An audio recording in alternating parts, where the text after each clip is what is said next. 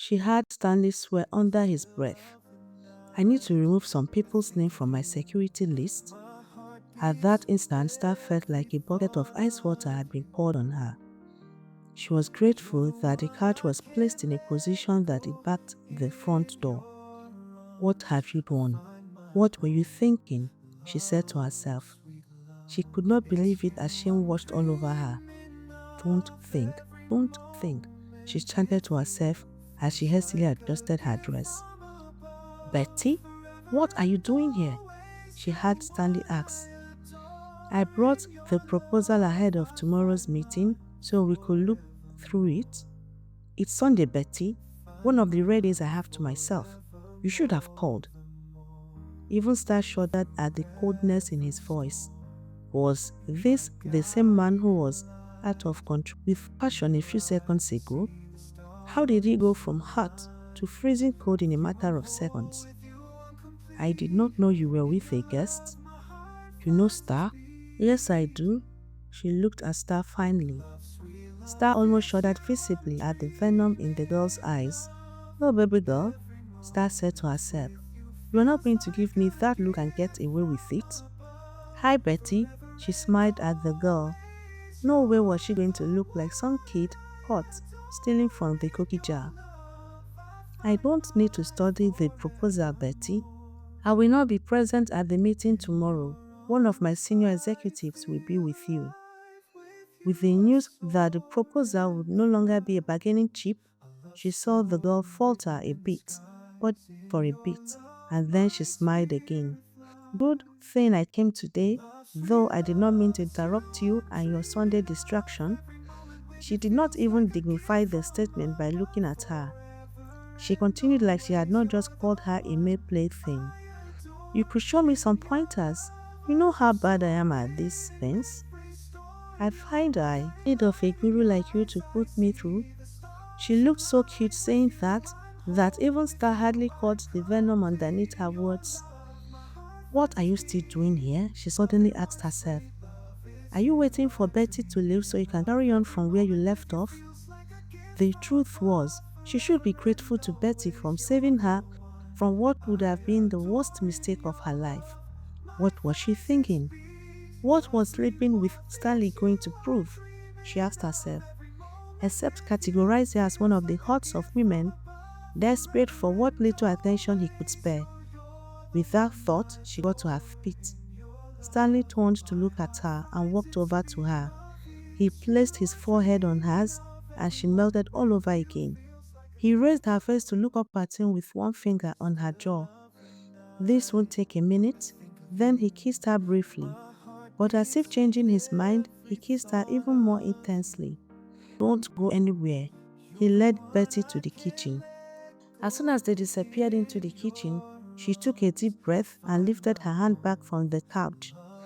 Then she saw his t-shirts on the couch rumpled from their makeout. She heaved a sigh, and she tried not to remember how just moments before she was breathing beneath him. Shaking the memory off, she left. Star got into her car and held the steering wheel. He could have said no. He could have asked Betty to come back another time. He could have done anything but lead her to the kitchen, where they would be totally alone, leaving his Sunday distraction alone and wondering. Obviously, spending time teaching Betty how to give a presentation was more important than. She could not put it into words. Swiftly, she reversed and drove out of his place. Why wouldn't a man be insensitive, inconsiderate, and conceited when women fell over themselves to be with him, making excuses just to come to his house? She was ashamed she chose to be one of those that used a stupid excuse just to see him. At least IJ and Betty's excuses sounded more genuine than hers. What a fool she was. Never again, she vowed. Never again. Star got home and walked straight to her room, silently grateful her mom was not in the living room, or she would have noticed something was wrong with her. As Star didn't think she could have explained with the shame and pain she was feeling inside. Quietly, she divested herself of her clothing. threw them in the laundry basket, vowing never to let those touch her skin ever. She shut her eyes tight as she remembered writhing underneath him as his lips devoured her mouth and his hands ravished her body. When shutting her eyes didn't seem to succeed in driving the powerful memory from her mind, she opened them. How? She asked herself. And when did she develop this kind of deep, earth-shattering feelings for Stanley? It couldn't have been because her mom made some leading statements. If she didn't harbor feelings for him before then, her mother's words shouldn't have the power to ignite a feeling so deep, so powerful, beyond anything she had ever felt. Then she remembered the first time she had set her eyes on Stanley. She was crying behind their school cafe, and he had offered her his handkerchief. She did not attend the same school with Stanley, Eva, Uche, and Chuck, the most expensive school in the country by mistake or magic, but by sheer miracle and hard work.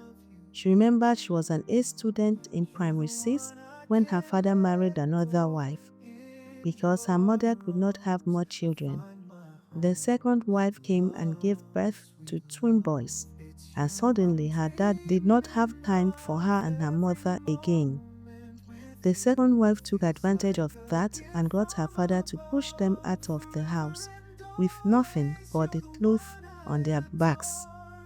And just like that, in a blink of an eye, they left the modest estate they were living in to the trenches, a dirty and rugged part of the town. Her mom had enrolled her in a government secondary school because it was free, and at that very young age, she had vowed never to give anybody the power to hurt her ever again.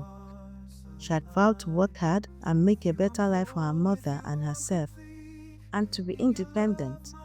Her mother was a full-time housewife to a man who did not deserve such sacrifice, and she was never going to make that same mistake in her life. It didn't take long for her form teacher to notice her academic excellence. She didn't finish junior secondary school because her IQ was so much higher than the syllabus. It held no challenge for her at all. She took the junior secondary school examination and got all A's, to everyone's amazement. Every teacher in her school agreed she should be in a better school, but her poor mother could not afford it. Then one day, a teacher in her school told her mother of a scholarship exam that could admit her into one of the best and most expensive secondary schools in the state, and maybe in the country. The scholarship would pay for her tuition and books for the next 3 years of her secondary school education she had left. Even though it would be tough for her mother, who was already struggling so much, she eagerly accepted, always ready to provide her with the best she could offer. She had taken the exam and had passed with flying colors. The school couldn't wait to have her, and that began another chapter of her life. First day of school at the prestigious Brightland Secondary School. She remembered she was excited and afraid at the same time. She had heard from her friends that all the billionaires' children go to the school and they were all snobs and bullies. She had told them that she would not let anyone bully her and that she was not going there to make friends but to work hard and avail herself of all the opportunities the school offered. She remembered walking into her classroom that first day and all eyes had turned on her. Unlike her former school, where the rules were strict about hairstyles, extensions, and decorations, she was amazed that some of the students had weaved their hairs with extensions. Some went as far as wearing expensive hair extensions and had used colorful clips on their hairs to hold it together. That was the first thing she noticed as she stood there in her modest length uniform, a modest hair weave, and felt out of place. Someone had smiled at her. "Hi, I am Eva. You may sit beside me." Feeling self-conscious, she walked over to sit. "I am Summer," she had smiled back at Eva. "Summer for short? You must be one of the scholarship students. We get them every year." "Yes, I am." They couldn't say more as the math teacher entered and she made her first mistake, and that got her under someone else's radar. The math teacher had called out a girl to solve a math problem because apparently the girl wasn't paying attention. The girl walked to the board and took the marker from the teacher but couldn't solve it. Without thinking about it, she raised her hands.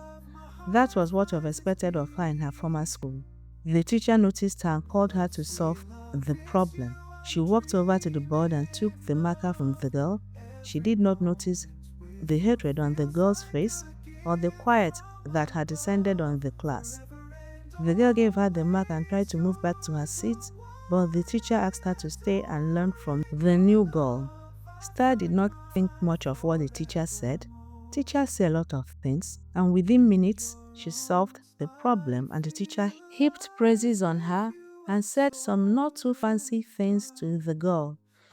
The girl walked back to her seat and responded to the teacher, "Sir, some of us don't have to work so hard to become billionaires, but we expect those who would work and serve us in the future to do so."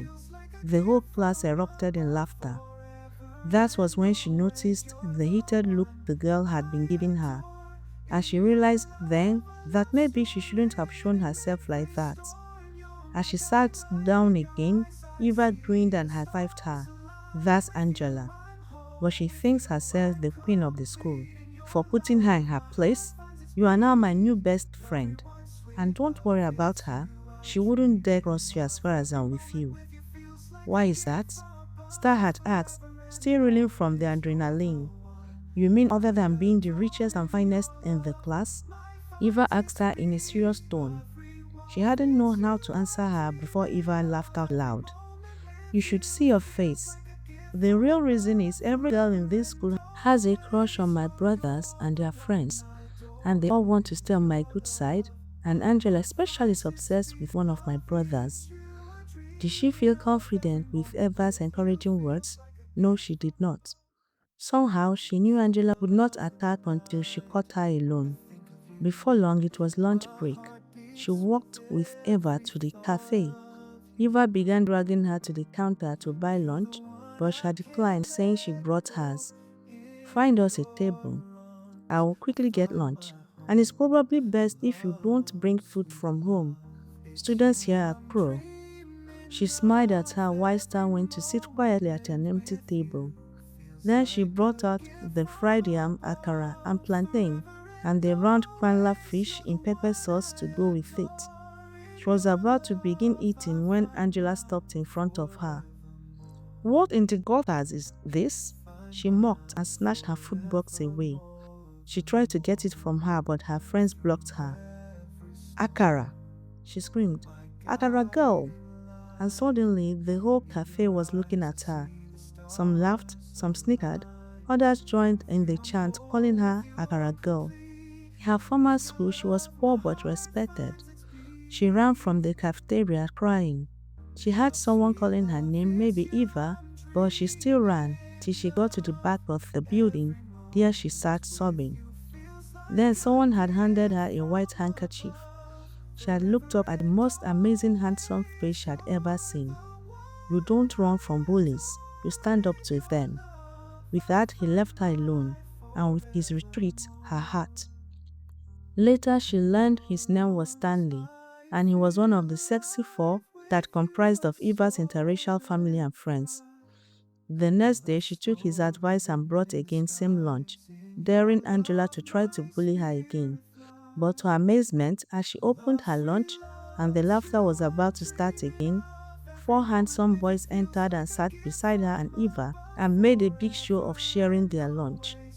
There was silence everywhere. And somehow, Akara became popular for one full term in school, and her crush on him increased beyond reason. But he had a girlfriend, Trish. Even then, he was the only one of the four with a steady girlfriend. Though they were in their senior year and were about to write their final exam and travel out of the country for their university, she still built all sorts of fantasies around him. She remembered after their final examination, he had broken up with Trish. Eva, who had a big crush on Charles back then, had told her they had both planned to confess their feelings to them at the party being held in Stanley's house because there would not be any adult supervision. She remembered saving for her beautiful strapless dress. At the party, he had smiled at her, danced with her, But he also did the same with Eva. She watched him go upstairs to his room after answering a call, so she gave him 5 minutes to make sure he wasn't coming back out, and she had followed him, meaning to confess her feelings to him there and then. When she opened the door, her heart was shattered because she found him kissing Trish. She had quietly run out of the party, her heart shattered, and after that, she had worked hard the rest of her school years to get over him, had succeeded, or so she had thought. Star sat up on her bed. She never really got over him. She allowed herself to agree. She had started working as Uche's PA as soon as he started working for his father. At some point, she fancied herself in love with Uche and him with her. But the next day, after they both made this discovery, Stanley came back from his one-year world tour, and she saw him again. After he left, she did not know what possessed her, but she told Uche that she couldn't date him, saying that they worked so well together jeopardized that. She had never really attributed her decision not to date Uche to Stanley, but it seemed her heart knew all along. She could have had shock. She had every opportunity, but subconsciously, she had been holding out for Stanley. How? How did she not realize this before? More importantly, what was she going to do about the whole situation? Obviously, he was the love of her life, but she was not going to become one of his many women, a distraction just like Betty timed it. No, she wouldn't let him see her in that light. She would be different. She would not be an easy conquest, a desperado who would make flimsy excuses just to get his attention. But she would have him. She had waited so long to let go. In the still of the night, I think of you. My heart beats with every thought of you. You're the one I can't let go. In your arms I find my home.